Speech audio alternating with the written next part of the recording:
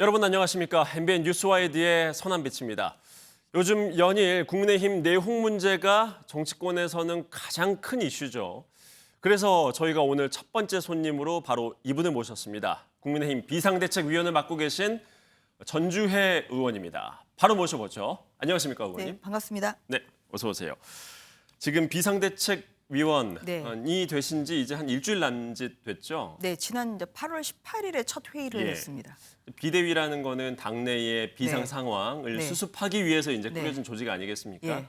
비상 상황이 잘 수습되고 있다고 보십니까? 일주일 동안 네. 해보신 소회를 말씀해 주시면 어떻습니까? 잘 되도록 하는 게 비대위의 역할이라고 생각합니다. 뭐 지금 이제 여러 가지 좀 당 분란 상황 뭐 이제 이런 것이 아직 뭐 해결이 안 되고 있습니다만 이제 비대위의 역할이라는 것은 이제 하루빨리 좀 당 상황 안정을 시키고 또 집권 여당으로서 좀 국정 뒷받침을 잘 하면서 또 차기 당 대표를 또 많은 좀 관심을 가지는 사이에 그렇게 선출을 함으로써 좀 또 내후년에 있을 좀 총선에 잘 대비할 수 있게 하는 게 이제 비대위 역할이라고 생각을 하고 있고요.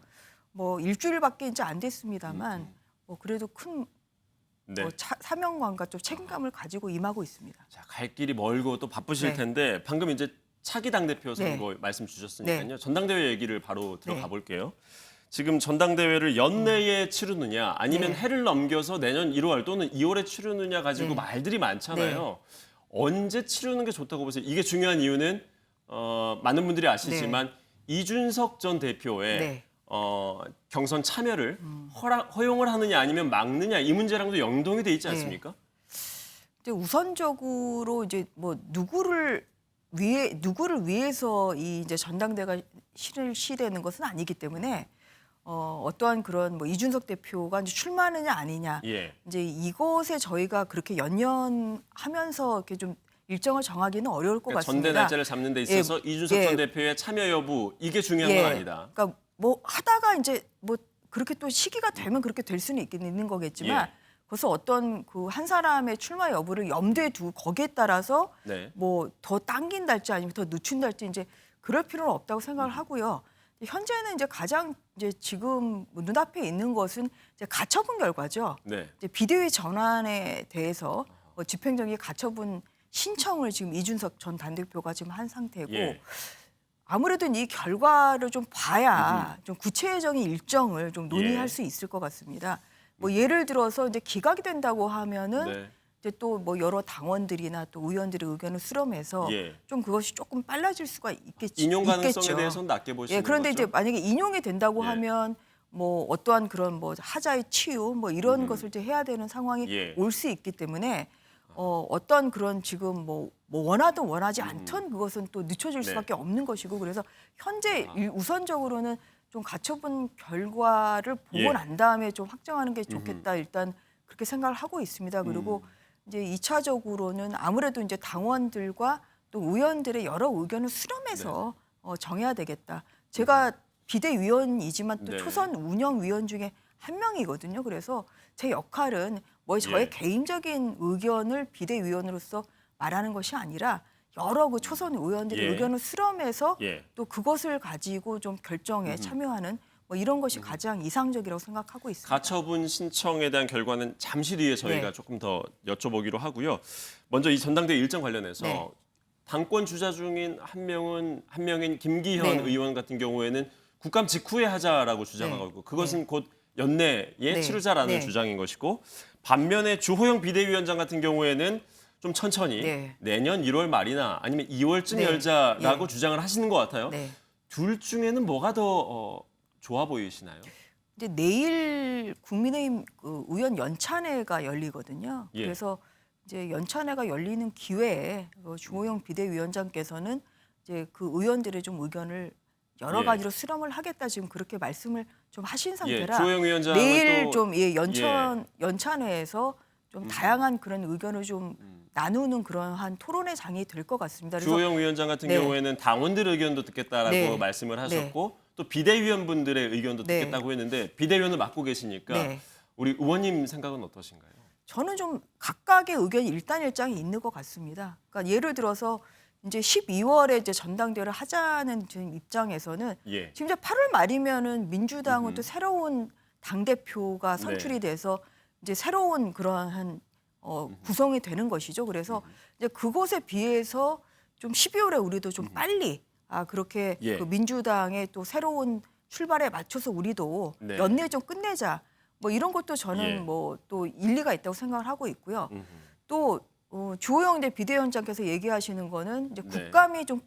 국감이 아니라 이제 정기국회가 끝나야 예. 좀 본격적으로 시작할 수 있지 예. 않겠냐. 그 왜냐하면 일정을 고려하면 내년으로 그래서 넘어갈 이제, 수밖에 없다. 그래서 이제 11월은 이제 뭐 국감은 이제 10월에 끝납니다만 네. 11월에는 또 내년도 그 예산 심사가 있기 때문에 네. 뭐 이것도 굉장히 중요하죠. 그래서 아하. 뭐 이럴 때 또 예. 당권 레이스를 하는 아하. 것 자체가 국민들에게는 좀 예. 안 좋게 비춰질 수가 있다. 이제 예. 이런 차원에서 이제 본회의가 끝나는 정기국회가 끝나는 12월을 지금 얘기를 하신 거고요. 그래서 예. 국감을 끝나고 나서 11월에 시작을 하느냐, 아니면 이제 다 마치고 이제 정기국회가 마친 12월에 시작하느냐, 그 한 달 좀 상관입니다. 예. 그래서 그 자체가 그렇게 큰 차이가 있는 것은 예. 아니기 때문에 여러 가지 좀 면을 좀 예. 저도 이제 제 개인적인 의견뿐만 아니라 좀 여러 그 초선 의원들의 좀 의견을 좀 중지로 모아서 그래서 결정해야 될 것이라고 예. 생각합니다. 이준석 전 대표가 요즘 연일 이제 SNS를 통해서 당내 상황에 대해서 언급을 하고 있으니까요. 네. 이것도 이제 여쭤봐야 될 것 같아요. 특히 어제 아주 이슈가 됐던 게 네. 법원에 낸 탄원서 내용이 네. 이제 언론에 공개가 됐잖아요. 거기 보면 표현이 상당히 거칠어요. 네. 윤 대통령을 향해서 절대자 그리고 네. 뭐 신군부 이런 표현까지도 등장을 했는데 이런 부분에 대해서 좀 어떻게 보고 계십니까? 그 시간이 좀 지나갈수록 좀 이제 표현이 거칠다는 것은 뭐 전 그 당 대표로서는 좀 절제할 필요가 있다 그렇게 생각을 하고 있습니다.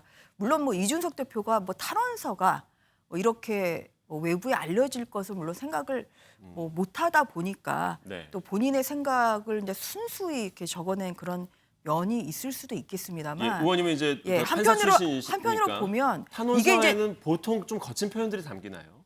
꼭 그렇진 않죠. 왜냐하면 이게 지금 전자소송이다 보니까 예. 이게 뭐 원고 신청인 측에서 낸 걸 피신청인 측도 바로 받아볼 수가 있고요.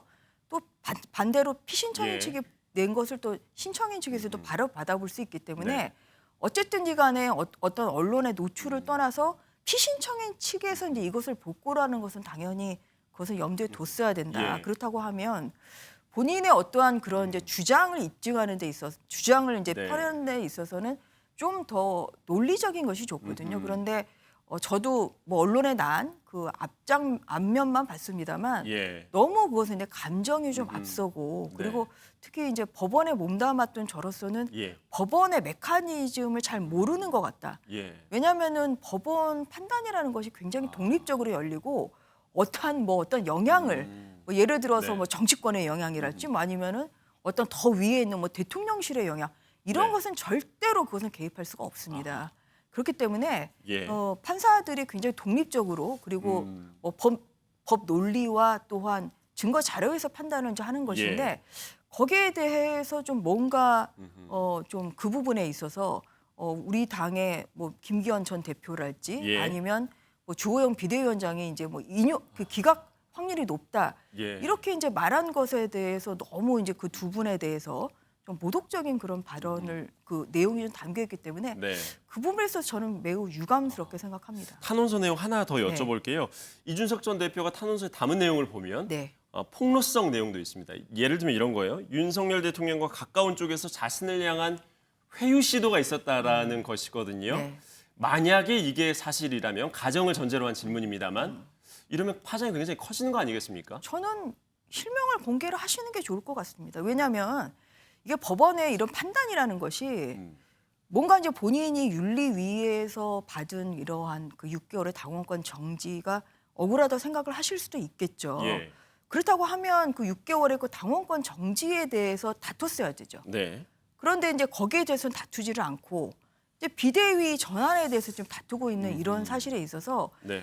다시 재판부에서 본다고 하면 이 내용은 지금 이 사건의 쟁점과는 거리가 멀어요. 네.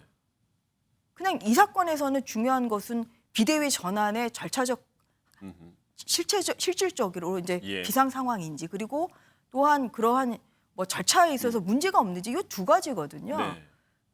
6개월에 지금 당원권 정지를 어떤 식으로 받았는지 이것은 이 사건에서 쟁점이 아닌데 네. 근데 그런 것까지 이렇게 그 탄원서에 담아냈다는 것은 예. 이것은 어떠한 그런 그 뭐 재판부에 오히려 감정적으로 호소하려는 이런 모습으로 비춰지기 때문에 예. 좀 그런 면에서는 좀 오히려 예. 좀 그게 영향을 미치지 않을 거라고 생각합니다. 그리고 만약에 이제 그게 뭐 이렇게 이제 된 마당에 예. 그 부분에 있어서 본인이 정말 억울한 점이 있으면 이것은 본인 실명을 밝히고 정정당당하게 뭐 어떻게 이 부분이 문제인지에 대해서 문제 제기를 정확히 하는 것이 저는 좋겠다고 생각합니다. 예. 법원에 그러한 내용을 담은 게 이제 뭐 좋은 전략은 아닌 것 같다라는 이제 네. 말씀을 주신 건데 지금 법원에서는 다음 주 이후에 가처분 신청에 대한 결론을 내릴 거다라고 얘기를 한 상황이에요. 보통 보면 가처분 신청 내면 바로바로 나오는 경우들이 많았었던 것 같은데 전망은 어떻게 하세요? 이게 늦어지는 이유가 특별히 있을지 뭐 그래도 인용 또는 뭐 기각 가능성 네. 어느 쪽이 높다고 보십니까? 일단 늦어지는 건 아니라는 말씀을 드리고요. 뭐 저도 이제 뭐 판사 생활을 해봤고 또뭐 주위에 지금 현재 뭐 또 법원에 또 아는 사람들한테 물어보기로는 통상 2주 정도 예. 걸린다고 합니다. 그래서 현재 뭐 빠르면 일주일 아니면 네. 2주일이라 지난주에 신문이 종결됐기 때문에 다음 주에 내려지는 것은 통상적으로 걸리는 시간이다. 일단 예. 그런 말씀을 드리고요.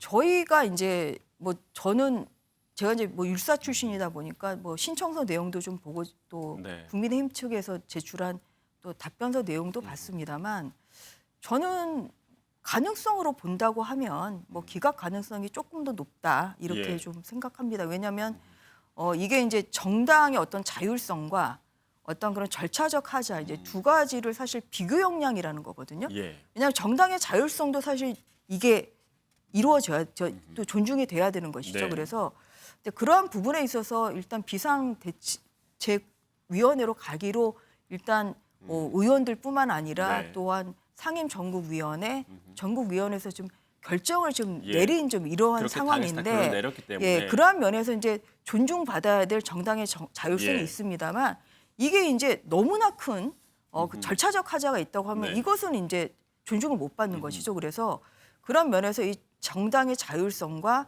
절차적 하자와의 이 비교 형량에서 예. 어떤 것이 좀 높느냐에 따라서 이제 인용 여부가 좀 결정이 될 거라고 생각하는데요. 예. 뭐 여러 가지 절차를 봤을 때는 저는 이게 뭐 그렇게 무효로 할 정도의 그런 큰 절차적 하자가 있다고 보지는 않습니다. 그래서 그런 면에서 기각될 가능성이 조금 더 크지 않을까 저는 그렇게 예측하고 있습니다. 비상대책위원으로서 이제 오늘 저희가 네. 모셨으니까요. 네. 이 질문도 같이 드릴게요. 지금 당 안팎에서는 이준석 전 대표와 국민의힘 당이 이미 이제 돌아올 수 없는 강을 건넌 게 아니냐 이런 평가들이 나오고 있잖아요. 그럼에도 불구하고 비대위를 비롯한 네. 당 지도부에서는 뭔가 이제 수습을 위한 네, 액션을 취하셔야 될 텐데 이 상황에서 지금 당 차원의 해법은 뭐가 있을지 어떤 게 가능하다고 보세요?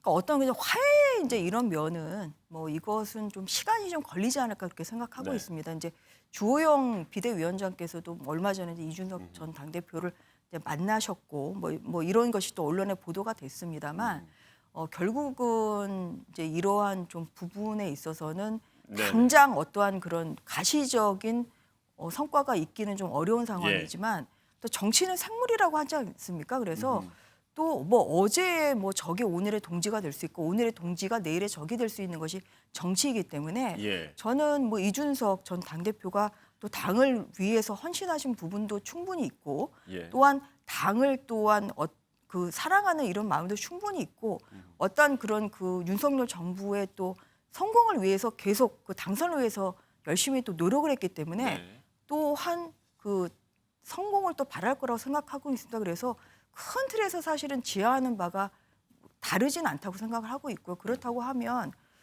좀 시간이 좀 어느 네. 정도는 걸리겠습니다만 저희도 물론 노력을 해야 되겠고 예. 그래서 여러 노력을 통해서 어떤 그런 결자 해지의 결과를 이뤄내는 것이 가장 좀 좋은 결과라고 생각합니다. 어쨌든지 간에 0.73%의 대선 승리를 안겨주시고 네. 또한 지방선거에서 또 압도적인 승리를 안겨주신 분들께 네. 국민분들께 이렇게 이제 100일 만에 집권 여당이 비대위로 전환되는 네. 뭐 이런 초유의 사태를 맞이하게 된 것에 대해서는 정말 너무나 죄송하다는 네. 그런 말씀을 드리고요. 하지만 저희들에게 보내주셨던 그 지지 네. 끝까지 저희가 또 기억하고 또한 책임감을 가지고 이루고자 노력하겠다는 말씀을 드리겠습니다. 그리고 그 과정에 이준석 대표도 당연히 저희의 또 소중한 그런 당의 자산으로서 예. 충분히 그 역할을 할 수 있도록 그리고 노력을 해야 되겠다 그런 말씀을 드리겠습니다. 말씀 주신 대로 시간이 걸리더라도 네. 당 상황이 좀 조속히 네. 잘 수습되기를 그렇게 네. 바라겠습니다. 오늘 전주회 비상대책위원과의 말씀 여기까지 듣도록 하겠습니다. 말씀 고맙습니다. 네, 감사합니다. 네, 이어서 조금 전 전주회 의원과 함께 말씀 나눈 국민의힘 당 내부 상황 그리고 또 오늘 한동훈 법무장관이 또 마침 취임 100일이었습니다. 이러한 내용들 이어서 정가 대담에서 집중적으로 분석해 보겠습니다.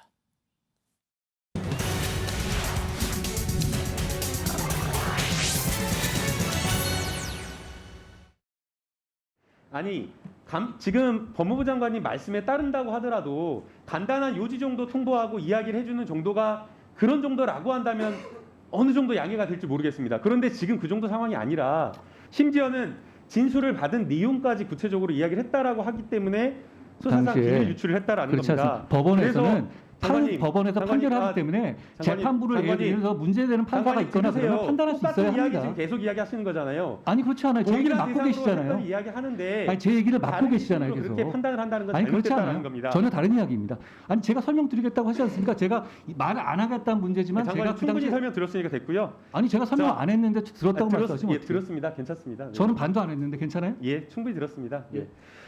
과거 검찰이 잘했습니까? 잘못했습니까? 이 사건과 관련해서 말씀을 하세요 그냥. 저런 태도에 대해서 답변을 하세요 그냥. 네, 말씀하세요. 질문했으니까 답변하세요. 제가 위원님처럼 반말을 하진 않았죠. 그따위 태도를 보이면 제가 그따위라는 식의 말도 하지 않았고 그런 식의 태도를 통해서 충분히 그런 표현을 하고 있습니다. 지금 몸으로 물씬. 자, 저의 형사 사건의 가해자인 위원님께서 검사가 저한테 이런 질문하는 것 자체가 이상하다고 생각합니다. 공수처에서 지금 기소한 사건에 대해서는 그런 식의 논법이라면 대기 가해자고 내가 피해자죠. 그런 식의 얘기를 함부로 하면 안 대기요? 되고요. 자, 대기라고 말씀하셨어요? 대기라고 얘기했습니다. 저 태도 가만히 보고 계실 겁니까? 지금 이 질문을 가만히 두실 겁니까? 대한민국 입법기관이 국무위원에게 지금 과거 검찰의 업무에 대해 질문하는데 그런 태도를 보입니까? 저도 지금 국민으로서 일국의 장관인데요. 여기서 그렇게 지금 막말을 하십니까? 정확하게 어떤 부분이 위임에 어긋난 거냐 짚어주시면 좋겠습니다. 아니, 위임에 그렇게 어긋나는 변죽을 게 울리지 아니고요. 마시고 구체적으로 뭐가 잘못된 것인지를 설명해 주셔야지. 지금 그냥 무슨 법무부도 꼼수다 이런 말 하지 마시고요. 법무부도 의원님께 제가 이거 한번 여쭤보겠습니다. 의원님 그럼 이거 저한테 질문하시는 시간이 아니고요. 죄송하지만 아니죠. 이건 어차피 장관으로서 해석에 제 대한 질문에 부분이니까 답변을 서로 얘기할 수 주셔야 있는 부분이라고 봅니다. 장관님 그렇다면 장관님이 대통령의 권한을 넘어설 수 있습니까? 아주 심플한 질문입니다. 너무 심플해서 질문 같지가 않습니다. 네, 답을 하시죠 그냥. 이것이 국민을 대하는 국회의원의 질의에 답변하는 국무위원의 자세입니까? 저한테 질문하신 내용이 뭐 대통령보다 뭐 법무부 장관이 더 위가 있냐 이런 내용이셨거든요. 저는 그걸 질문으로 받아들일 수는 없었습니다. 그런 취지에서 말씀드린 거라는 점을 말씀드리고 불쾌하셨다면 제가 죄송하게 생각합니다. 자, 저희가 그제도 다뤘고 또 어제도 다뤘었는데요. 오늘도 다뤄봐야 할 것 같습니다. 바로 한동훈 법무장관에 관한 이야기인데요. 오늘 마침 법무장관으로서 취임한 지 100일을 맞이했습니다. 기자들 앞에서 짧게 그 100일 소회를 밝혔는데요. 어떤 발언했는지 듣고 오시죠.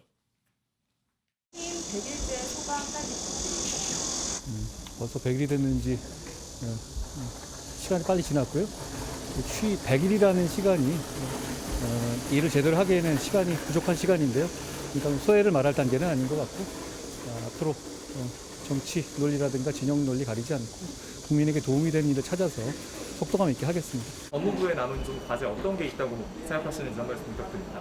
법무부는 상식과 정의를 세우는 겁니다. 늘 과제가 많이 남아 있고 거기에 좀 다가가기 위해서 최선을 다하겠습니다. 자, 짧은 소회였는데요. 일단 한동훈 법무장관에 관한 이야기 본격적으로 다루기 전에 오늘 모신 네 분 소개부터 해드려야겠죠. 신지호 전 새누리당 의원님, 그리고 정기남 조선대 정치외교학과 개곤교수, 최수영 전 대통령직 인수위 전문위원, 그리고 마지막으로 윤경호 MBN 논설위원 나오셨습니다. 어서 오십시오. 안녕하세요. 네, 영상을 지금 같이 보셨는데 많은 일들이 있었습니다. 한동훈 장관의 100일 동안 인사청문회도 화제였었고 또 대정부 질의 때마다 이슈가 됐었고요. 그리고 최근에 법사위가 열렸다 하면 그게 기사를 쏟아냈습니다. 많은 일들이 있었지만 짧게 부탁을 드릴게요. 한동훈 장관의 100일 평가를 해주신다면 먼저 신지호 의원님부터 말씀해 주실까요? 새로운 장관상을 보여주었다 이렇게 말씀드리고 싶습니다. 그러니까 이제까지 장관들이 보여왔던 어느 정도 그 평균적인 모습이 있거든요. 근데 그 평균적인 모습하고 많이 좀 달라서 그러니까 보는 사람들에 따라서는 신선하고 통쾌하게 볼 수도 있고 또 아닌 쪽에서는 굉장히 불편하게 볼 수도 있고 그러니까 여기에 대한 국민적 평가는 뭐 100일 가지고는 조금 지금 뭐라고 판단하기는 그렇죠. 좀 더 두고 봐야 될 것 같습니다. 예, 부정평가 쪽에 더 가깝습니까? 긍정평가 쪽에 가깝습니까? 지금까지는 시의원님 개인 평가는요? 뭐 지금까지는 이제 신선한 자극이다. 그런 좀 긍정적인 측면이 지금까지는 좀 더 큰 것 같습니다. 좀 더 좋은 점수를 주고 싶다는 말씀이셨고 정기남 교수님 어떻게 보십니까? 취임 100일 검찰 개혁 무력화를 통해서 이른바 검찰 직할 체제를 완성한 100일이었다 이렇게 볼 수 있을 것 같습니다. 대통령으로부터 시작해서 법무부 장관, 검찰총장, 일선 검사로 이어지는 이른바 검찰 직할 체제를 완성하는데 뭐 1등 공신이라고 봐야 되겠죠. 윤석열 정부 입장에서는. 그러나 국회 답변 과정에서 보여진 이른바 야당과의 어떤 막말 설전 이런 모습을 보여주면서 국민들에게는 이게 국무위원이자 부처 장관이잖아요. 그런데 어떤 의회에 대한 기본적인 존중과 어떤 그 이해가 많이 부족하지 않나. 더 나아가서 좀 오만하다라는 이미지까지 받았다는 점을 좀 지적하고 싶고요. 마지막 짧게 한마디만 더 언급하면 대통령제 하에서 2인자로 군림한 정치인이 성공한 사례는 없습니다. 추미애 장관, 조국 장관 다 전 법무부 장관들이지 않습니까? 한동훈 장관이 반면 교사로 삼아야 될 사안이라고 보여집니다. 자, 두 분 말씀 들었는데 평가가 1대1입니다. 현재 스코어. 이어서 최수영 의원님 어떻게 보십니까? 저는 한마디로 표현하면 한동훈 장관은 취임 100일 양날의 검 위에 올라섰다라고 생각을 합니다. 양날의 검. 그러니까 음과 양이 분명히 존재합니다. 그러니까 지금 말씀드린 두 분 말씀대로 사실 굉장히 긍정적인 측면 많습니다. 그 긍정적인 측면은 새로운 국무위원회 장관상도 보였고 그다음에 본인이 논리적으로 공박하는 모습에서 준비됐던 그런 국민의 자세를 보인 거 분명한데 정치라는 것은 행정의 영역과 좀 달라서 반드시 이기는 것만이 능사가 아니거든요. 좀 질주라는 그런 여유로운 태도도 정무적으로 필요한 건데 그런 것 어떻게 보일지 남아있고 앞으로 저는 과제가 3가지 있다고 봅니다. 그러니까 검찰총장 취임 이후에 검찰 중립성 문제를 어떻게 택할 것인지 두 번째가 지금 뭐 김건희 여사 등 살아있는 권력 수사에 대해서 어떤 법무부 장관의 스탠스를 취할 것인지 마지막으로는 전 정부 관련 수사가 어떤 사건 처리를 가게 되는데 법무부 장관의 영향력에 어떤 영향을 끼치는 것을 국민에게 보여줄지 이 3가지가 지금 남아있는 걸로 보여지고 하나 그 마지막으로 지적한다면 저는 이 팬덤 문화가 양날의 또 칼이 될 수도 있다. 지금 사진 보셨겠지만 저 어마어마한 취임화한 축하한 많이 왔지 않습니까? 팬덤 문화는 반드시 이게 또 엮이는 것도 좀 필요하게 그것이 존재하기 때문에 이런 부분에 대한 한동훈 장관의 스탠스가 앞으로 저는 과제일 것이다라고 생각합니다. 저기 앞에 놓인 꽃다발이 뭐 200개가 넘었다고 하니까요. 아주 어마어마했던 것 같아요. 이어서 윤 의원님. 과유불급이다.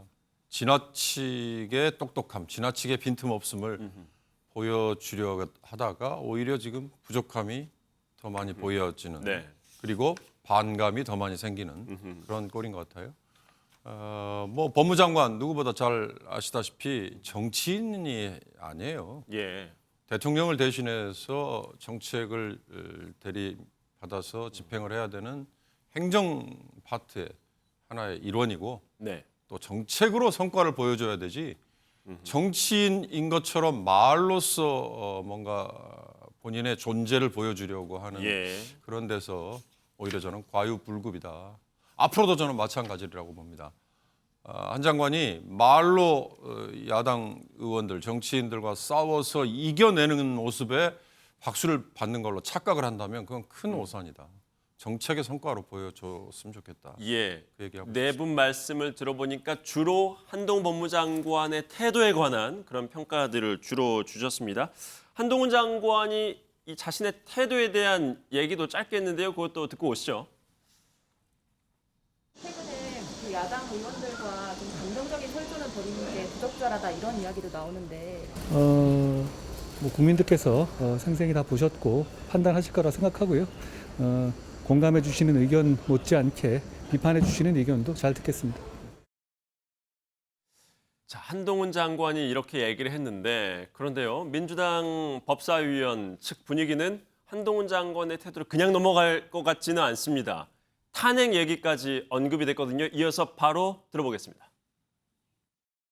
한동훈 장관 해임을 건의해야 된다 이런 목소리가 나온다던데. 저는 개인적으로는 해임 건의를 넘어서서 탄핵까지 해야 된다고 생각하고 있습니다. 지금 최근에 어떤 시행령 정부나 형식적인 법치주의라는 그 가짜의 옷을 입고서 그 안에서 진짜 정치적인 욕망을 숨겨놓고 있는 이런 것들에 대한 것들은 반드시 민주주의를 지키기 위한 방식으로 접근을 해야 되고 그것을 해임 건의를 넘어서서 탄핵으로까지 가야 되는 것 아니냐 그렇게 생각하고 있습니다.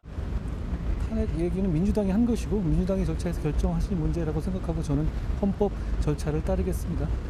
다만 중요 범죄를 수사해서 국민을 보호하는 것은 국가의 임무인데요. 그게 탄핵 사유가 될 수 있을지는 제가 국민들이 판단하실 거라 생각합니다. 자, 탄핵 얘기까지 나오고 있습니다. 해임 건의를 뛰어넘어서 탄핵까지 나오고 있어요. 신지호 의원님, 네. 이게 탄핵까지 갈 사안인가? 의견이 좀 분분할 것 같아요. 신 의원님 보실 때 어떻습니까? 아니, 의견이 분분한 게 아니고 이건 난센스죠, 완전히. 네, 난센스인데 그러니까 이제 한동훈 장관의 태도가 문제가 있었다 지적하는 건 충분히 가능합니다. 근데 전제가 돼야 될 것은 의원들이 본인들이 존중받으려면 인간관계가 그렇잖아요. 자기가 존중받고 싶으면 타인을 먼저 존중하는 자세가 있어야지. 네. 그런데 최강욱 의원처럼 뭐 무슨 반말하고 뭐 댁이 어떠고 저는 이제까지 저런 식으로 국무위원한테 언사 질문하는 국회의원은 처음 봐요. 네. 그 점은 분명히 하고 그럼에도 불구하고 한동훈 장관의 태도에 문제가 있다. 그런 지적은 가능하죠. 네. 모든 민주당 의원이 최강욱 의원처럼 질문한 건 아니니까요.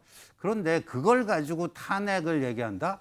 이게 무슨 좀 장꼬대 같은 소린가 그건데 이 탄핵은요. 김용민 의원이 그래도 법률가 출신인데 헌법을 한번 다시 읽어봤으면 좋겠는데 탄핵의 사유는요. 직무집행 과정에서 헌법 또는 법률을 위반했을 때 탄핵 사유가 되는 거예요. 근데 좀 태도의 문제를 가지고 탄핵하겠다니까 좀 어이가 없는 거죠. 예. 이어서 바로 들어보죠. 정기남 교수님께서는 어떻게 보십니까? 이러한 민주당 일각에서 나오는 주장에 대해서요. 민주당 일각이란 말이 정확한 표현은 같고요. 탄핵보다는 이제 정치적으로 해임 건의안이 더 오히려 무게 있게 추진될 가능성이 있어 보입니다. 지금 상황에서는 해임 건의가 더 맞다. 상대적으로 해임 건의안이 먼저 추진될 가능성이 높다라고 전망할 수 있고요. 네. 그럼에도 불구하고 해임이든 탄핵이든 과연 국민적 여론이 숙성되어 있느냐에 대한 것이 대단히 관건이 될 것이다. 이게 야당의 어떤 주장만으로 해임 탄핵이 만약에 강행됐을 경우에 또한 역풍을 의식하지 않을 수 없거든요. 그런 면에서 국민적 여론이 어느 정도 숙성되어 있는지가 중요한 어떤 그 판단이 될 거라고 보여지고요. 그럼에도 불구하고 왜 이 시점에서 한동훈 장관에 대한 탄핵과 해임이 거론되느냐의 문제입니다. 네. 이를테면 법무부 장관은 법 집행을 책임지는 기관입니다.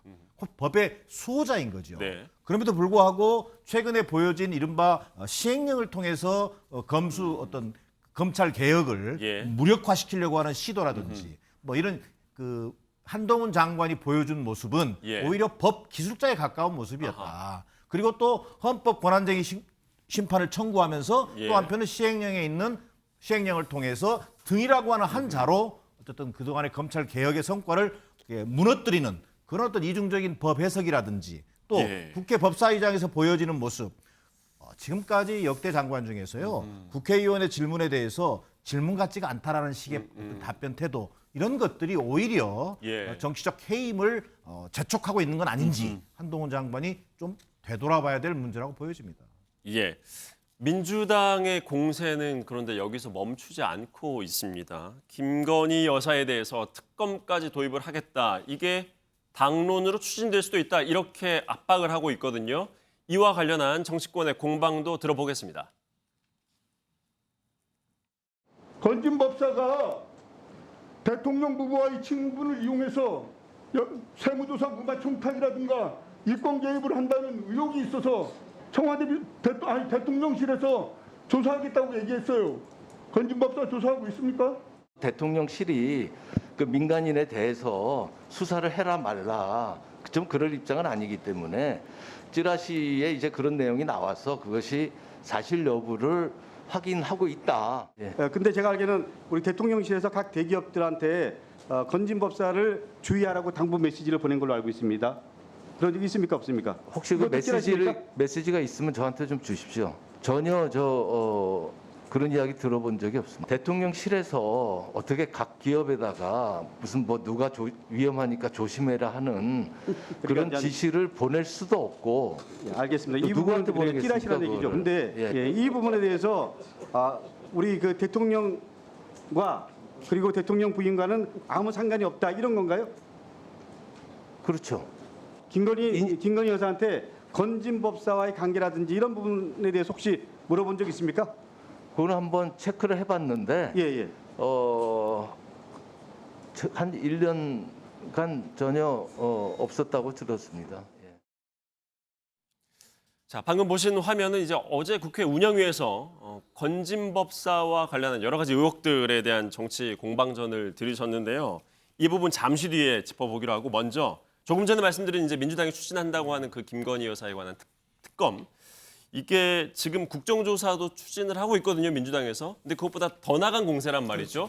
이게 현실적으로 가능성이 있겠습니까? 그러니까 우리가 국정조사 혹은 특검 이런 것들은 기존의 경찰 수사, 그러니까 검경의 수사가 미진하거나 그것이 이제 기대에 못 미치거나 아니면은 중립성에 대한 그런 논란 혹은 독립성에 대한 그런 논란이 있을 때 따라붙는 정치적인 이제 말하자면 일종의 구호 같은 건데 지금 이 사건은 지금 진행 중에 있고 아직까지 뭐 이렇게 여러 가지 지금 법률적 판단이 전혀 나오지 않은 상태입니다. 최종적으로. 그런데 바로 여기에서 그러면 뛰어넘어서 국정조사나 특검을 하자? 뭐 이거는 절차를 무시하자는 이야기죠. 그러니까 저는 이거는 다분히 이 김건희 여사에 대한 것이 어떤 사적 프레임으로 이렇게 엮어가지고 뭔가 정치적인 이득을 취하려는 민주당의 공세고 지금 뭐 이재명 의원에 대한 여러 가지 집중되고 있는 이런 사법 의혹에 대해서 집중되고 있는 이런 상황에서 제가 보기엔 정치적인 물타기를 하고 있다라고 보여지고 이런 것들이 실제로 이루어진다.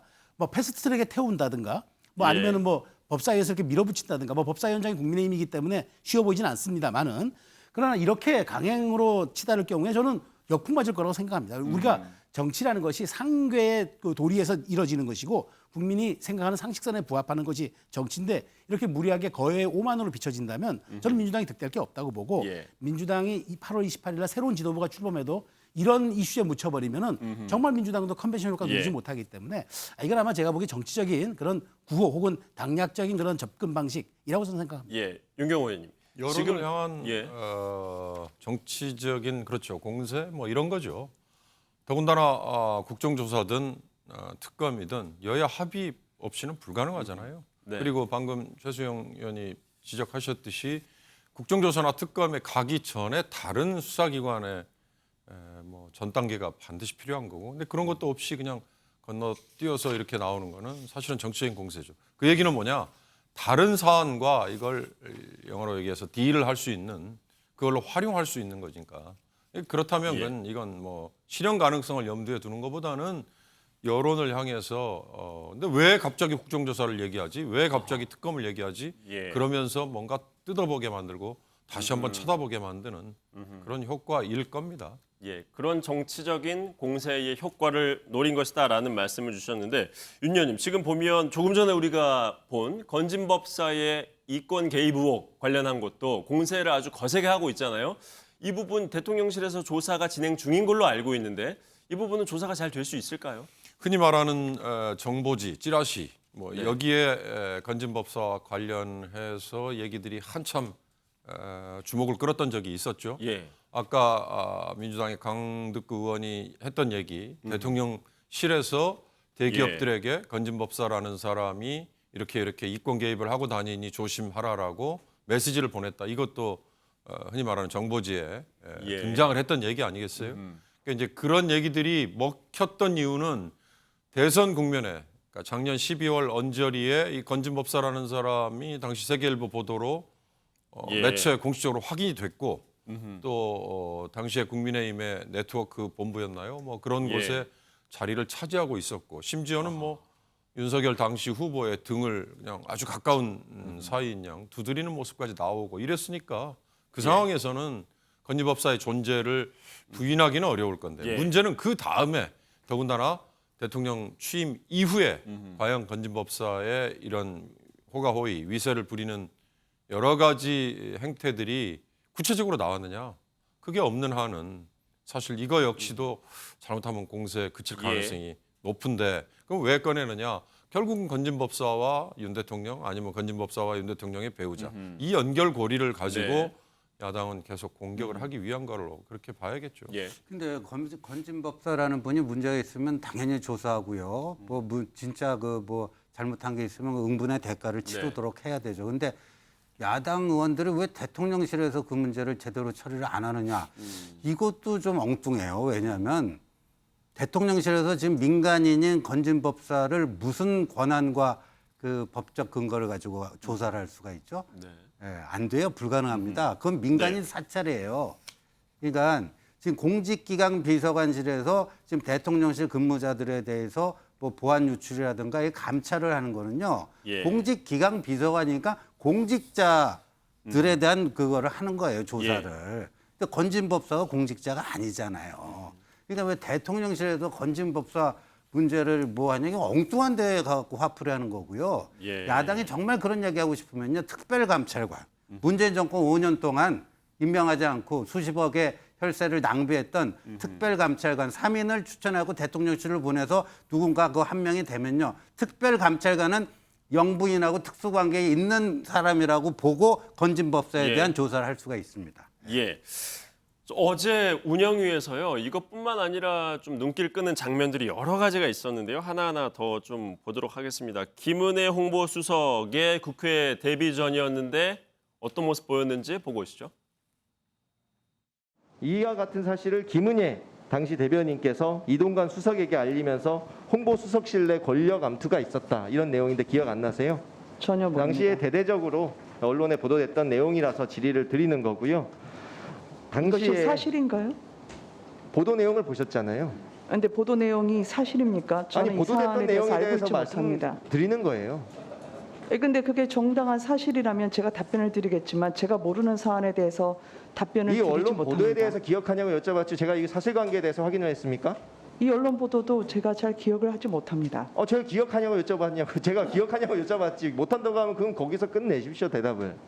근데 제가 뭐 사실이 아닌 사실관계를 경우에 따졌습니까? 이 같은 기사 보도를 인용해서 저한테 말씀하시면 저는 어떻게 답변을 해드려야 될까요? 아니 아직 질문을 하지도 않았는데 뭔 답변을 해요? 언론에도 많이 나와서 아시겠지만 이번 이제 지방선거 과정에서 그죠? 그 재산 축소 신고 때문에 선관위에서 고발됐잖아요, 그죠?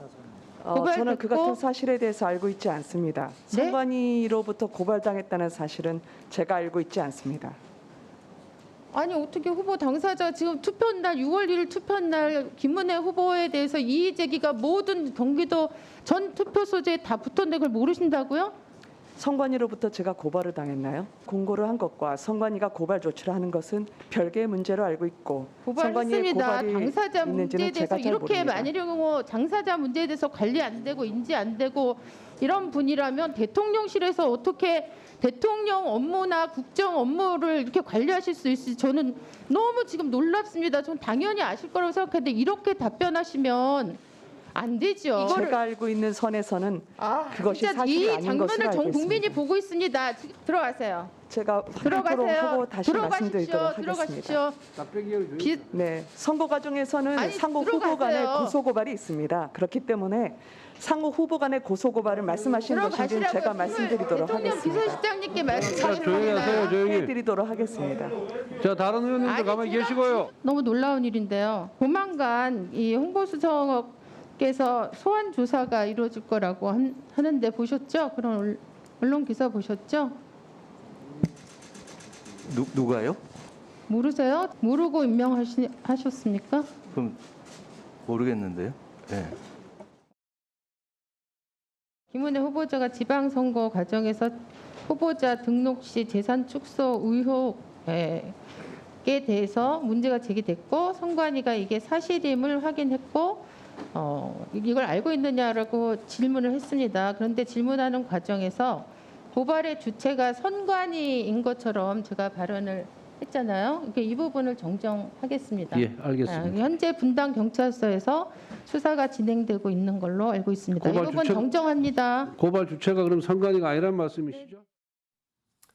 자, 김은혜 신임 홍보수석의 국회 데뷔 전 어떻게 보셨습니까? 정기남 교수님. 김은혜 수석이 그 지난 대선 과정에서 윤석열 후보 대변인을 냈잖아요. 네. 어쨌든 좀 부드러운 이미지, 또 논리적인 어떤 그 대변 이런 것들로 네. 나름대로 또 그 지지층 내에서는 상당히 그 인정을 받고 또 그런 것들이 또 인연이 돼서 경기도지사 후보로 출마하고 네. 드디어 이제는 홍보수석까지 간 것 아니겠습니까? 근데 김은혜 의원이 바뀐 건가요? 저는 저런 모습을 보면서 김은혜 의원 좀 약간 본인이 지금 피의자 신분이라고 하는 것을 좀 인식하고 있지 못하거나 예. 어찌 보면 또 청와대 대통령실을 홍보수석 대통령실이죠. 실을 대표해서 홍보수석 자격으로 답변하는 모습인데 저기서 뭔가 좀 내가 여기서 지면 안 된다라고 예. 하는 좀 강성 이미지를 지나치게 의식한 것 아닌가. 너무 당당했다고 보십니까? 그렇습니다. 피의자 신분이고요.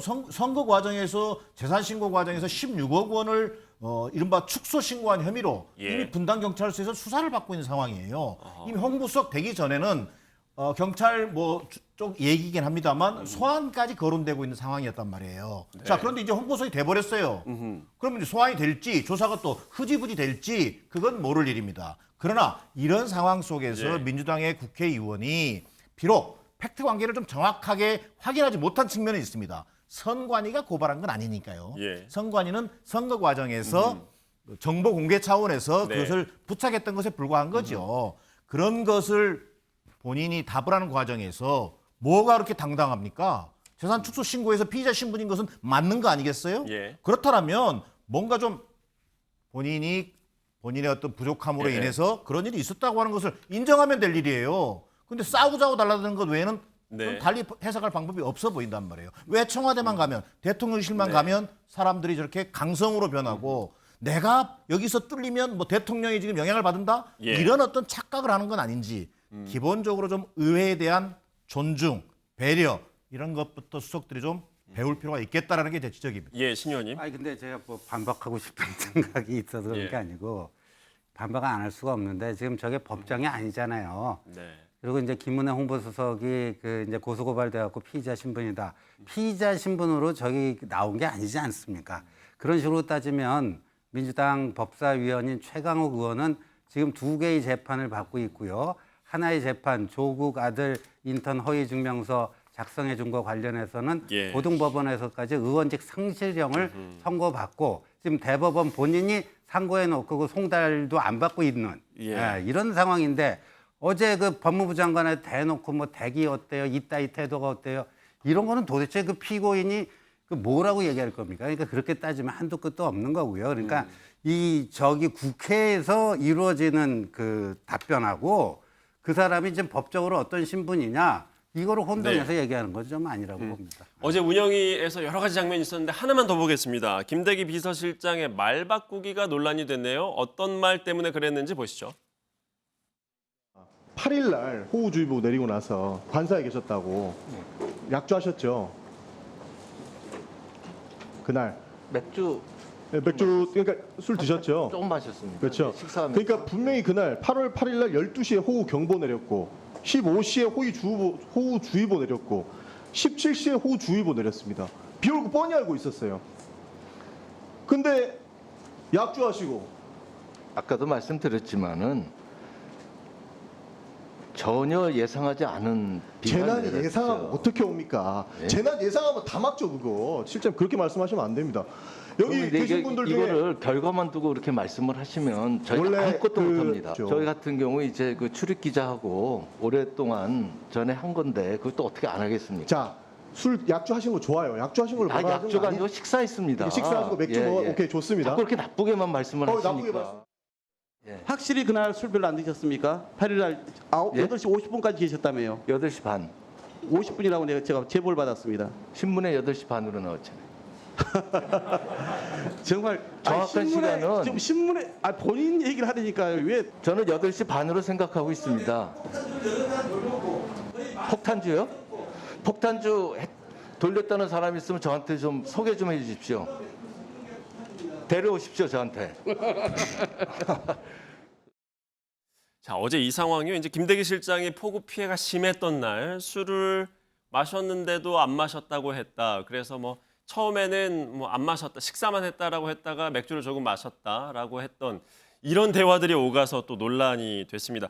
처음부터 조금 아주 한두 잔이라도 그냥 처음부터 한두 잔 했다라고 했으면 이런 논란이 없었을 텐데요. 어떻게 보셨어요? 그러니까 지금 요즘에 재난 상황이 있으면 재난에 어떻게 적절하게 대처했느냐보다는 그 시간에 뭘 했느냐에 대한 논쟁이 더 많은 것 같아요. 예. 사실 이렇게 따지면 과거 그 문재인 정부 때 그 탈북민 그러니까 그 북송어민 사건이 있었을 때 서해 공무원 피격 사건이 있었을 때 그때 대통령 주무신다고 못 깨운다고 보고 안 했지 않습니까? 예. 그런 사람도 있었잖아요.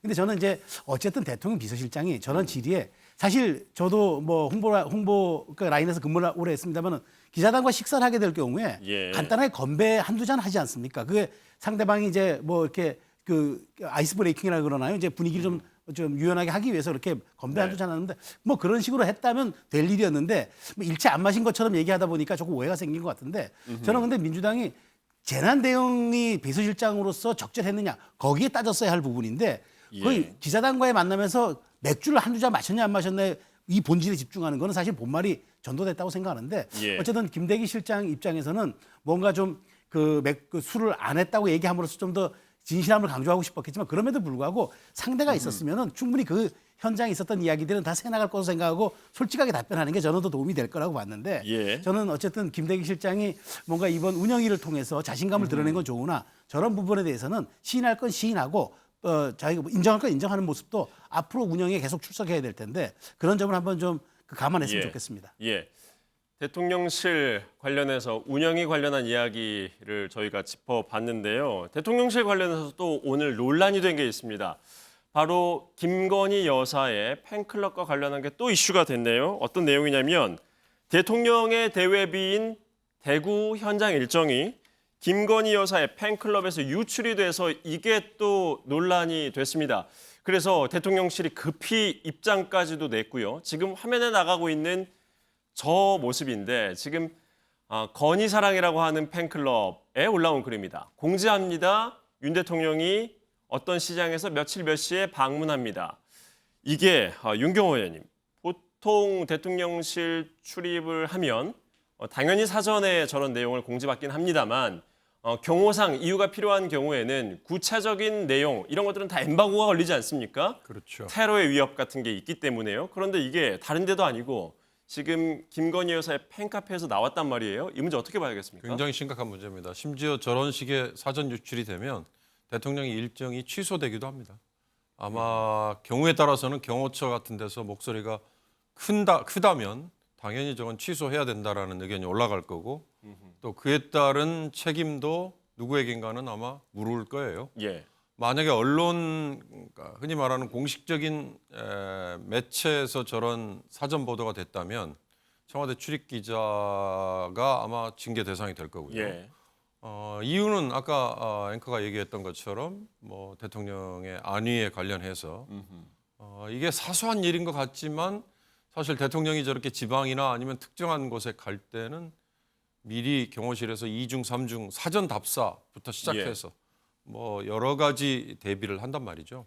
그리고 동선 같은 경우도 미리 다 정해져 있는데 그런 것들이 다 바뀌어야 되기 때문에 간단한 일이 아닌 거죠. 이런 게 이제 되풀이 된다면 더 큰 문제인데 문제는 대통령의 사진이 아까 김건희 윤 대통령 배우자의 김건희 여사의 팬클럽 카페 뭐 거기를 통해서 몇 번 나오지 않았습니까? 그 문제가 지적이 됐음에도 불구하고 사진은 아니지만 또 저런 정보가 그것도 대외비가 흘러나갔다는 점 예. 그 점이 저는 심각합니다. 예. 신 의원님. 지적하고 싶습니다. 네. 지금 이런 상황이면은 여당에서도 뭔가 따끔한 지적을 대통령실 쪽에서 충분히 할 만한 상황 아니겠습니까? 아니, 당연하죠. 이건 굉장히 심각한 문제고요. 그때도 그 대통령실 출입기자단에게 배포된 사진 그 매수보다도 그 김건희 여사 팬카페에 올라간 사진 매수가 더 많아가지고 그것도 문제가 됐는데 이거는 그냥 몇 장, 뭐 2장, 3장 더 많다 그 차이가 아니고 아예 그냥 그 이 정보가 유출된 거 아닙니까? 근데 과거에도 이런 사례 있었어요. 네. 2017년 10월에 그 광주에서 열린 한국 시리즈 그 1차전.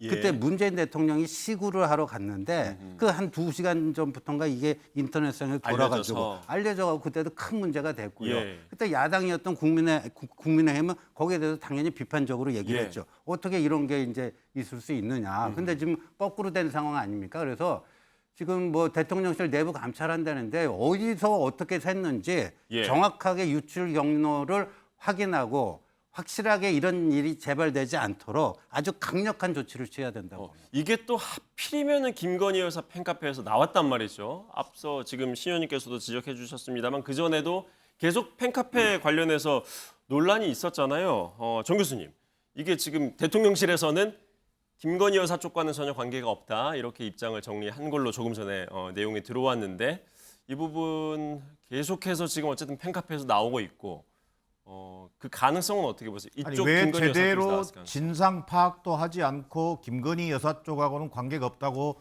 선을 그느냔 예. 말이에요.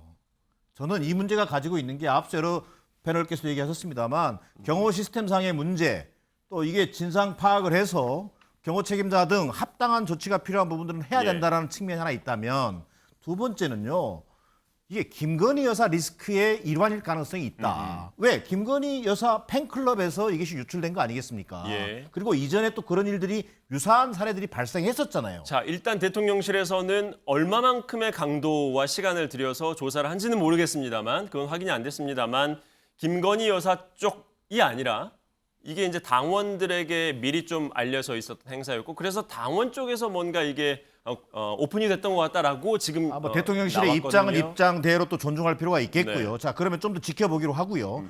어쨌든 이 문제에 대해서 그 가능성을 처음부터 닫지 말아라는 얘기예요. 예. 지금 왜 김건희 여사의 리스크는 바로 윤석열 대통령의 리스크로 이게 올마가기 이어진다. 때문이에요. 예. 그런 의미에서 김건희 여사를 만약에 왜 그러면 민주당이라든가 시중에서는 그런 얘기를 하겠어요.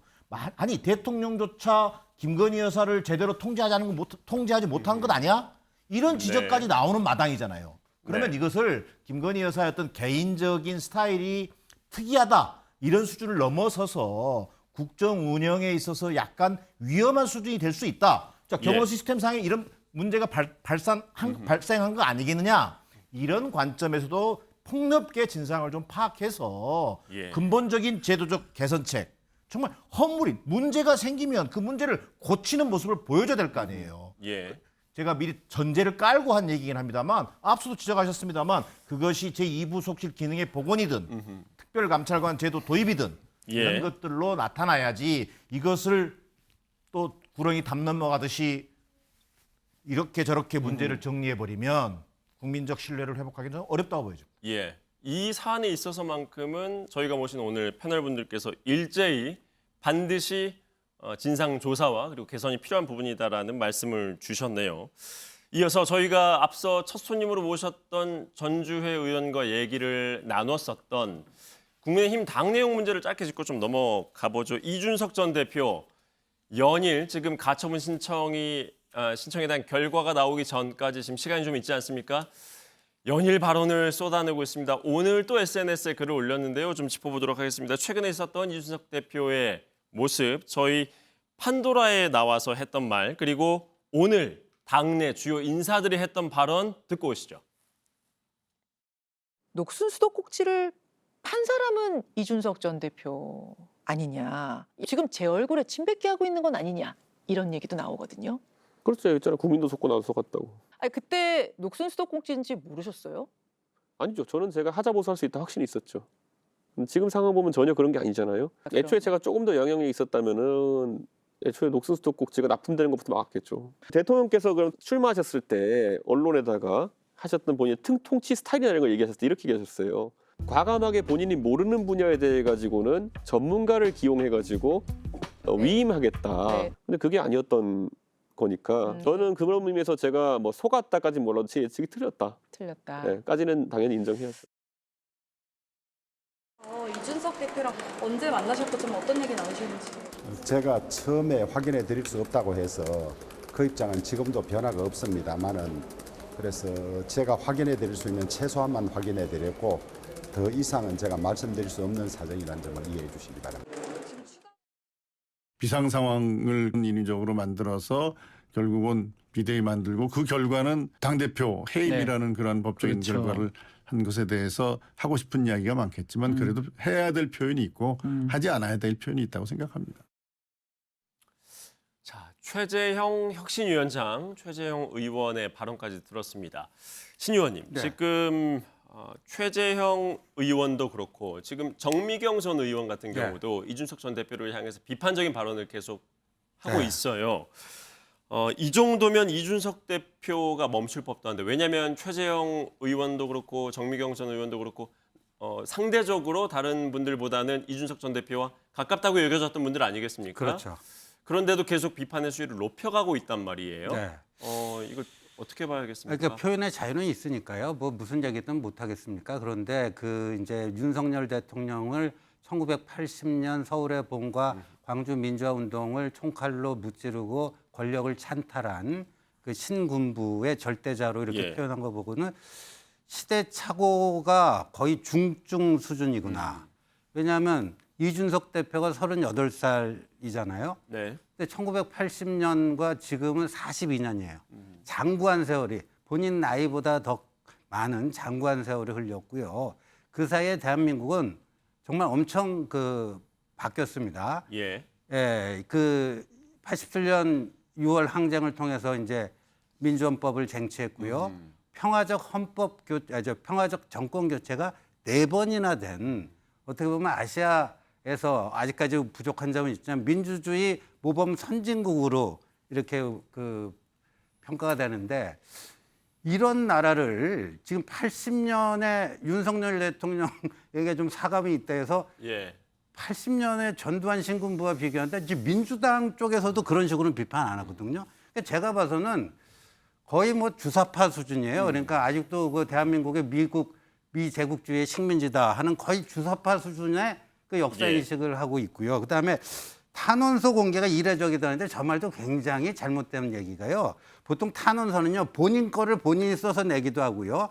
또 주로 하는 거는요 자기가 아는 지인이 좀 억울하게 좀 법적 처리가 될 것 같아서 많은 분들이 옆에서 도와주는 의미에서 연명을 해가지고 하는데요. 그럴 경우에는요. 누구가 뭐 했고 어떤 내용이다 보도 자료까지 만들어갖고 다 뿌려요. 직접 본인이 알리는 경우도 많다. 그렇죠. 그러니까 근데 제가 봤을 때는 이준석 전 대표가 아마도 이제 자필로 써서 그 재판장과 자기만 둘만 은밀히 뭔가 소통할 수 있는 수단이라고 이렇게 했는데 저게 공개되니까 굉장히 당혹스러워가지고 이렇게 한 게 아니냐 그런 생각이 좀 듭니다. 정기당 교수님.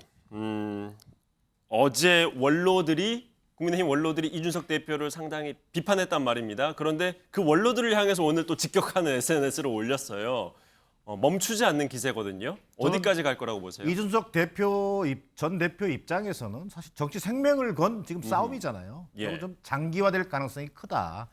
특히 이제 그 한 분기점이 될 부분은 다음 주 정도로 예상되는 소위 이른바 가처분 신청 결론 나오는 결론이 인용이냐 기각이냐에 따라서 한번 꺾이느냐 아니면 이것이 또 다른 뭐 하나의 그 폭발이 될 것이냐 이것의 분수령은 되겠죠. 그러나 이준석 대표 입장에서는 지금 당장 이렇게 쫓겨나는 마당에 어떤 수단과 방법을 가리지 않고 지금 나설 수밖에 없는 상황으로 보여지고요. 저는 그런 의미에서 이준석 대표가 지금 취하고 있는 어떤 행태, 발언 이것이 과연 저런 집권 여당의 대표가 있었어? 이런 평가가 있을 수 있지만 저는 여기서 나왔던 얘기 하나는 주목해야 된다. 이를테면 경찰 윤핵관 중에 한 사람이 경찰의 고위직 인사를 만나서 회유하려고 했다. 전당대회 출마 안 하면 특사로 내보내줄 수 있다라는 그 회유하려고 했다는 사실. 이 문제는요. 이준석 대표의 발언 여부와 내용과 상관없이 별도의 진상조사가 필요한 부분이다. 정 교수님은 그거는 상당한 실체가 있을 가능성이 있다고 보세요? 아니 지금 아무도 여기에 대해서 지금 예. 대꾸를 못 하고 있어요. 이준석 발언에 대해서. 하지만 저희가 이제 첫 번째로 전주 의원 모셨을 때 실명이 없지 않냐, 구체적인 내용은 없다. 저는 다음 단계에서 이준석 대표가 그걸까지 말한 법도 없다고 봐요. 자, 이것은 그 여부를 떠나서 경찰 예. 수사의 중립성과 독립성이라는 측면에서 이것이 완전히 훼손되고 있다는 거예요. 예. 이 정권은 얼마든지 정치적 목적을 가지고 경찰 수사도 좌지우지할 예. 수 있다는 것을 보여준 아하. 사건이잖아요. 그런 예. 의미에서 심각성을 별도로 봐야 된다는 얘기입니다. 정 교수님께서는 실명 거론 안 한 거 이거를 상황 변화에 따라서 단계적으로 이준석 전 대표가 대응할 가능성도 있다. 얼마든지 그 이렇게 개연성이 있는 보고 것이죠. 계시는 거군요. 경찰 수사 관련해서 이 내용도 마지막으로 짧게 짚어보겠습니다. 이재명 의원의 배우자인 김혜경 씨가요. 어제 저희가 뉴스와이드 방송을 한참 하는 그 도중에 경찰 조사를 마치고 나왔습니다. 예상보다는 조사 시간이 짧았습니다. 오후 2시에 출석을 해서 오후 6시, 7시쯤 나왔으니까요. 5시간 만에 이제 나왔거든요. 최소영 의원님, 보통 첫 출석 그리고 물어봐야 할, 확인해야 될 내용이 많은 경우에는 밤 늦게까지 조사를 하는 경우가 많아요. 그런데 어제는 생각보다 빨리 나왔단 말이죠. 이거는 모든 혐의에 대해서 다 부인을 했을지 아니면 경찰이 듣고 보니 이것도 혐의 없다 이래서 그냥 빨리 끝난 건지 어느 쪽에 가깝다고 보세요? 저는 이거 복잡한 사건이 아니잖아요. 이 사건의 뭐 관계자가 뭐 수십 명이고 뭐 경로가 어렵고 이런 거 아닙니다. 예. 이 사건의 본질은 그렇습니다. 그러니까 법인카드를 썼느냐에 대한 문제와 함께 그 당시 식사를 같이 했던 분들이 경선 기관에 있었던 민주당 의원들의 부인이었거든요. 예. 그럼 이제 잠재적인 말하자면 그 남편이 그 상당한 영향력을 끼치는 그 의원이고 또 대의원들에게 끼치는 영향력이 있기 때문에 이거에 대해서 만일 식사비가 7만 8천 원이 문제가 아니라 예. 그런 식의 이루어졌다 그러면 이 자체는 어떤 후보가 그러니까 유권자 매수가 되는 거죠. 그래서 이건 선거법 위반이 되는 겁니다. 네. 그래서 상당 부분 이게 크기 때문에 그래서 저는 이재명 의원이 바로 이제 SNS에다 올렸어요. 뭐 머리를 그러니까 약간 머리를 숙였죠. 이건 예. 죄송한 일이지만 네. 하면서 이제 7만 8천 원 비용을 강조한 거는 네. 이렇게 작은 금액을 가지고 나를 공격할 수가 있느냐는 건데 아하. 문제의 본질은 이게 금액이 아닌 겁니다. 예. 당시가 이제 대선 후보 경선이 이루어지던 시기여서 예. 후보 부인이 왜 그러면 다른 국회의원 후보자 부인을 셋을 만나서 아하. 식사비를 했냐. 근데 본인은 내가 안 냈다는 게 괜찮다는 건데 그럼 본인은 자기의 선거 캠프에 있는 후원금 카드를 결제했단 말이에요. 그러면 그 이야기는 이 사안 자체가 개인적 사안이 아니라고 이미 본인도 얘기했던 예. 거란 말이죠. 그렇다면 나머지 세 명에 대한 식사비를 배 씨가 대납했느냐인데 배 씨가 누굽니까? 이재명 의원의 측근 아닙니까? 네. 그렇다면 이 문제는 선거법 공방으로도 갈 수 있어서 예. 이재명이 좀 민감하게 반응하는 것 같은데 그러니까 저는 이 사안이 복잡하지 않아서 어제 조사가 길지 않았을 것이다. 예. 그 부분만 경찰이 확인해서 이제 기소 여부를 판단할 것이다. 저는 그렇게 판단하고 예, 있습니다. 경찰 쪽에서도 뭐 8월 내에 네. 결과를 발표할 수 있다라고 얘기했는데 윤경호 의원님, 앞서 이제 최 의원님 같은 경우에는 조금 불리한 상황인 것 같다. 이재명 의원과 또 김혜경 씨 측에서 같은 의견이세요? 아니면 그렇게 불리하지만 않은 상황이라고 아니 보십니까? 제가 이걸 예단하기는 어렵죠. 경찰이 어떤 식으로 결론을 내릴 기소를 하겠다고 나설지, 예. 그러니까 검찰에 그렇게 넘길지 아니면 증거를 뭐 찾아내지 못했다든지 아니면 지시나 사전에 이걸 인지하지 못했다라는 식으로 결론을 내릴지. 그러나 8월 말이라고 표현을 했지만 8월 28일 전당대회가 마무리되는 시점 이전에 그 의견을 내놓을 가능성 그건 지금 높지 않죠. 예. 지금 사실 전당대회 한참 진행 중이고 지금 이재명 의원이 거의 뭐 확정적인 상황이나 예. 마찬가지인데 저렇게 소환을 공개적으로 한다면 해버렸잖아요. 예. 이미.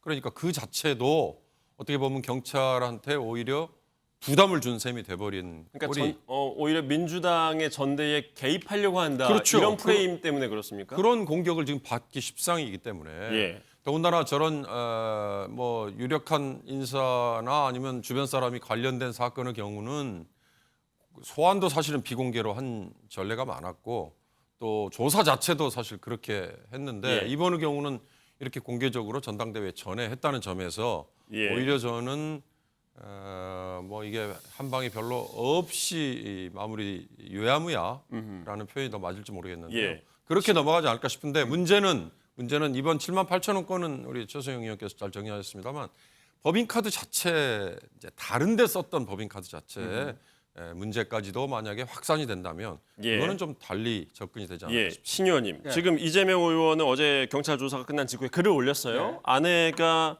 배모 씨가 사비를 쓴 걸로 알았다라고 네. 이제 주장을 했거든요. 이렇게 되면 좀 법적인 책임을 피해갈 수 있을까요? 그런데 7만 8천 원도 그렇고요. 어제 두 번째 올린 글, 그러니까 김혜경 씨가 조사받고 나와서 예. 한 거는 또 16건에 180만 원이다. 네. 또 180만 원 사건으로 또 만들더라고요. 근데 지금 경기도가 자체 감찰한 게 있어요. 자체 감찰해서 배 씨를 경찰에 고발 조치한 게 있거든요. 근데 예. 경기도 법카 부정 사용액이 건수가 7, 80건이고요. 액수가 7, 800만 원이라고 지금 다 예. 인터넷 검색해 보면 나옵니다. 예. 그러면 7만 8천 원이다. 또는 뭐 16건에 180만 원이라고 경찰은 주장하는데 경찰이 이렇게 주장했다는 근거는 없습니다. 근데 그것도 다 아니다. 예. 그 잘못이다. 그거보다 훨씬 적다. 이런 건데 그러면 경기도에서 그때 그 감찰할 때요. 이재명 지사가 자기가 임명한 그 민변 출신 감찰관이 그 감찰한 예. 결과가 그렇단 말이에요. 예. 그러고 나서 음식점 뭐 이런데 지금 압수수색한 데가 예, 지금 예. 200곳이 넘잖아요. 그러니까 예. 저런 식으로 축소한다고 해결될 문제는 아니라고 예. 봅니다. 어제 이재명 의원이 올린 글은 축소, 사실관계를 매우 축소한 주장이다라는 지적을 해주셨습니다. 이 부분 수사가 계속 진행되고 있으니까요. 저희가 계속해서 좀 따라가 보도록 하겠습니다.